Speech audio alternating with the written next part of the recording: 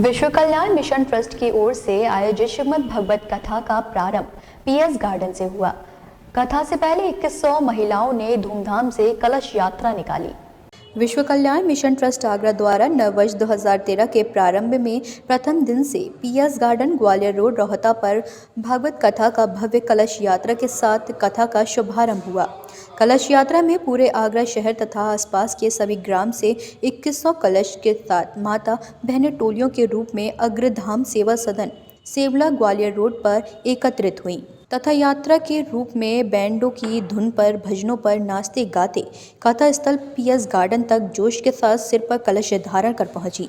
संत श्री चिन्मयानंद जी महाराज बापू जी की अगुवाई में श्री मयंक वैद्य तथा हार्दिक गोयल की देखरेख में हुई।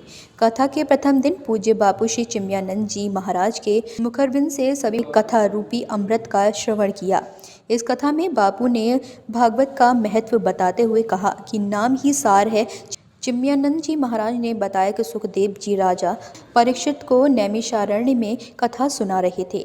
तब देवतागण आए और अपना अमृत कलश देकर कहा कि कथा का अमृत पान आम देवताओं को भी कराइए तथा हमारी अमर बूटी को प्राप्त करिए।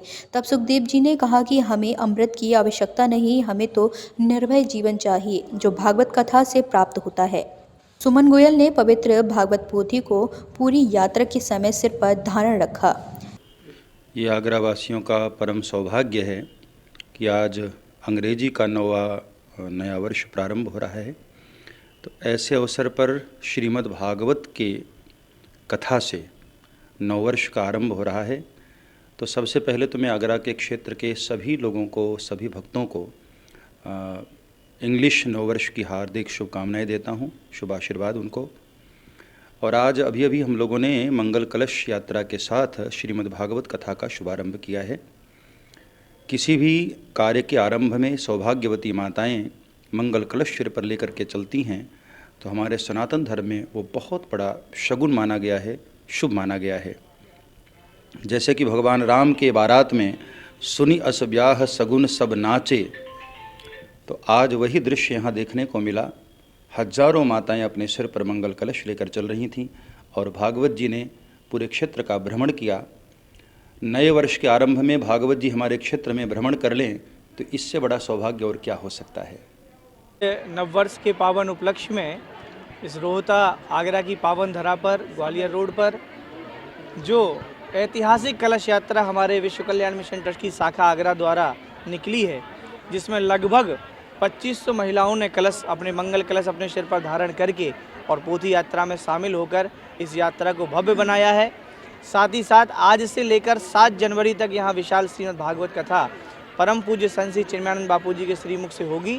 तो लगभग सारे सामाजिक कार्य जो हर वर्ष पूज्य बापू जी के द्वारा और ट्रस्ट की शाखा आगरा के द्वारा होते रहे हैं, चाहे वो पर्यावरण की सुरक्षा हो, चाहे गौ सेवा का आंदोलन हो, चाहे वो हेलमेट बचाओ जीवन बचाओ का आंदोलन हमारे गोयल साहब का हो।